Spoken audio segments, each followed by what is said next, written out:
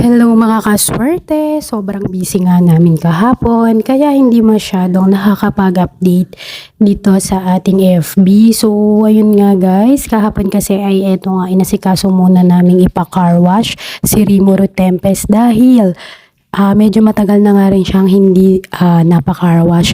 So ayan, ako, sa mga naghahanap dyan ng car wash na talaga naman buong katawan ng sasakyan ay malilinisan, lalo na yung pinakailalim, yung underwash, para naman talaga namang sobrang linis ng inyong mga car. Nako, ito, may recommend ko itong pinuntahan namin. So ayan nga, lilinisan nila yan buong katawan kasama na yung ilalim, lahat na yan guys, pati loob, labas, lahat na yan. At ito nga ang maganda dito guys, kahit first time pa lang namin, talaga namang ramdam namin na talagang nalilinisan nila ng maayos yung sasakyan namin.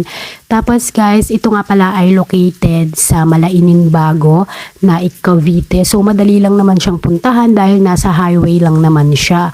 So ayan nga guys, at ini-start na nga nila nalinisan yung aming car. So kasi masyado na rin tong madumi guys, kasi nga nagagamit, kahit madalang tumagamit guys, medyo nadumihan na rin, lalo na yung ilalim nga nung sasakyan. So ayan nga guys, at kailangan na nga ding linisan at para naman maging presko lalo pag ginamit yung sasakyan.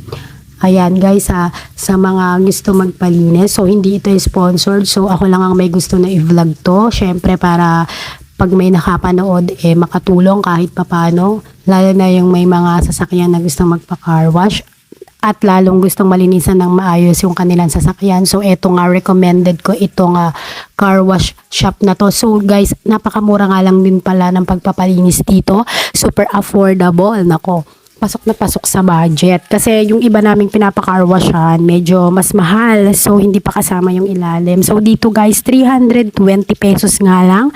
Kasama pa yung pinaka-ilalim ng car natin. Ma-underwash na siya ng bonggang-bongga.